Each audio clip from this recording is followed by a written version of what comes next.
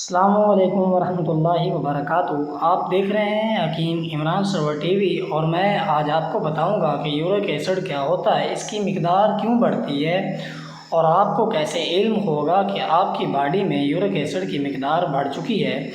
آگے بڑھنے سے پہلے آپ سے گزارش ہے کہ اگر آپ ہمارے چینل پر نئے ہیں تو چینل کو ضرور سبسکرائب کر لیں، یہ آپ بھائیوں کی محبت ہوتی ہے ہمارے لیے۔ علامات کی بات کریں تو علامات میں یہ ایک خاص طرح کا درد ہوتا ہے جس سے بڑی شدت کے ساتھ تکلیف ہوتی ہے، اور اینڈ سٹیج میں بلڈ کلاٹنگ ہونے کے ساتھ اس طرح کے نشانات بن جاتے ہیں۔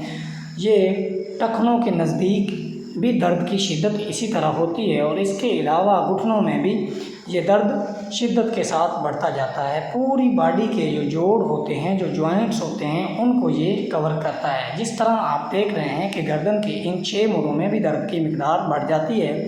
انٹرنل آرگن میں پتھریاں ہو جاتی ہیں، جس طرح گردے میں پتھری کا ہو جانا بھی یورک ایسڈ کی وجہ سے ہو جاتا ہے۔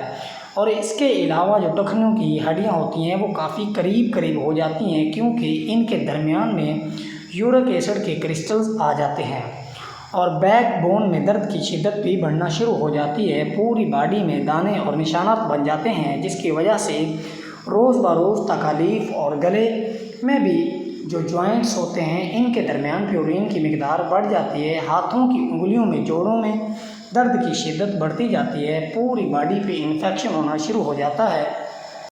اس کے علاوہ کندھوں میں درد، پاؤں میں ٹخنوں کے نزدیک درد، اور اس کے علاوہ چہرے پہ کافی زیادہ جو ہیں وہ نشانات بن جاتے ہیں۔ یہ یورک ایسڈ کی ایک واضح نشانی ہوتی ہے۔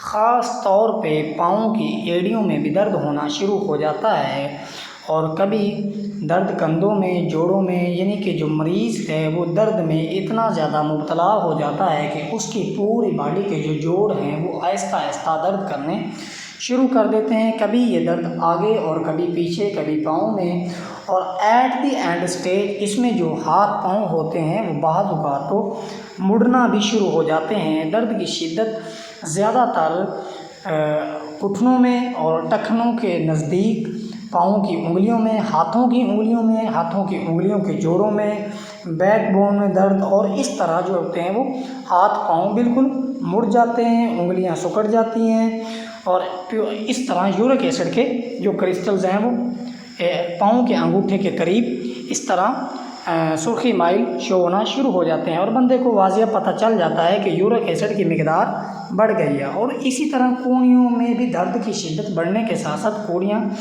کونیاں آخر سے بڑھ جاتی ہیں۔ ہاتھ کے انگوٹھے میں درد کی شدت کی وجہ بھی یورک ایسڈ ہے۔ اس کے علاوہ گردن کے 6 موڑوں میں بھی درد کی شدت یورک ایسڈ کی وجہ سے ہوتی ہے۔ پاؤں کی انگلیوں میں، خاص طور پر انگوٹھا اور ساتھ والی انگلی، اور اینڈ سٹیج پہ یورک ایسڈ کی وجہ